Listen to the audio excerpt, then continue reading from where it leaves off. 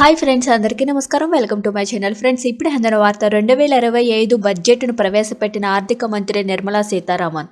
వీటి ధరలు భారీగా తగ్గింపు. వివరాలు అయితే వీడియోలో తెలుసుకుందాం. వీడియోని మాత్రం ఎక్కడ స్కిప్ చేయకుండా కంప్లీట్గా చూడండి. అప్పుడే మీకు కంప్లీట్ ఇన్ఫర్మేషన్ అనేది తెలుస్తుంది. వీడియో కానీ మీకు నచ్చినట్లయితే మన ఛానల్ సబ్స్క్రైబ్ చేసుకోండి. అదేవిధంగా లైక్ చేయడం మాత్రం మర్చిపోకండి. ఇక వివరాల్లోకి అయితే వెళ్ళిపోదాం. కేంద్ర ఆర్థిక మంత్రి నిర్మలా సీతారామన్ 2025-2026 కేంద్ర బడ్జెట్ను ప్రవేశపెట్టారు. లోక్సభలో బడ్జెట్ గురించి సుదీర్ఘ ప్రసంగం చేసిన నిర్మలా సీతారామన్ పేదలు, మధ్యతరగతి వర్గాల కోసం పలు సంస్కరణలకు నాంది పలుకుతున్నట్లు తెలిపారు. దీంతో పాటు భారీగా నిధులు కేటాయిస్తున్నట్లు తెలిపారు. దేశంలో కొత్తగా ప్రధానమంత్రి ధన్ ధాన్య కృషి యోజన కార్యక్రమం తీసుకొస్తున్నట్లు నిర్మలా సీతారామన్ ప్రకటించారు. దీని ద్వారా దేశంలో వెనుకబడిన 100 జిల్లాలలో వ్యవసాయ రంగ ప్రోత్సాహానికి ఉపయోగపడుతుందని చెప్పారు.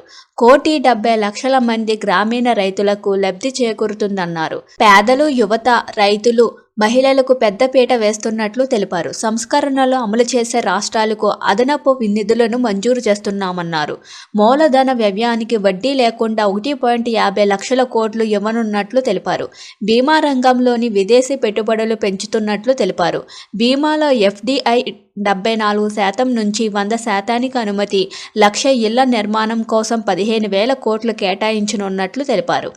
బడ్జెట్లో ఆర్థిక మంత్రి నిర్మలా సీతారామన్ ప్రత్యక్ష, పరోక్ష పన్నులను ప్రకటించారు. అలాగే 56 మందులపై కస్టమ్ డ్యూటీని ప్రభుత్వం తగ్గించింది. టీవీలు కూడా ఖరీదైనవిగా మారతాయి. మొబైల్స్, కెమెరాలు చౌకగా మారనున్నాయి. ధరలు తగ్గే వస్తువులేంటో మనం ఇక్కడ తెలుసుకుందాం. చేనేత వస్త్రాలపై ధరలు తగ్గుట, తోలు వస్తువులు, mobile phone battery, TV, electrical vehicles, భారతదేశంలో తయారైన దుస్తులు, వైద్య పరికరాలు, క్యాన్సర్, అరుదైన వ్యాధులతో బాధపడే మందులు, లీథియం సహా పలు రకాల ఖనిజాలు, ఇంకా పెరగనున్న వస్తువుల ధరలేంటో ఇక్కడ మనం తెలుసుకుందాం. అధిక సుంకాల కారణంగా టెలికాం పరికరాలు, ప్లాస్టిక్ ఉత్పత్తుల ధరలు పెరగనున్నాయి. దీంతో పాటు టీవీల ధరలు సైతం పెరగనున్నాయి. Thank you for watching this video.